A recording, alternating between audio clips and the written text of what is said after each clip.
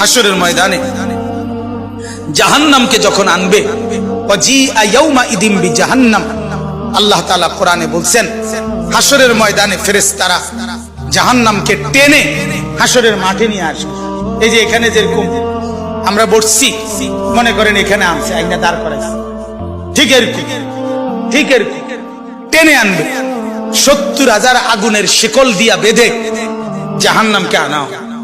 70,000 আগুনের শিকল, এক একটা শিকলের মধ্যে 70,000 আংটা, ওই যে কড়া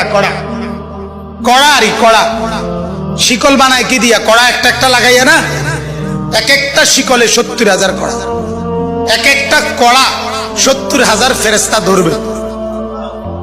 এবার কত কোটি আপনি গণেন, আমার সময় নাই। কোটি কোটি ফেরেশতা টেনে আনবে, আর জাহান্নাম তার একটা বিকট চিৎকার দিবে।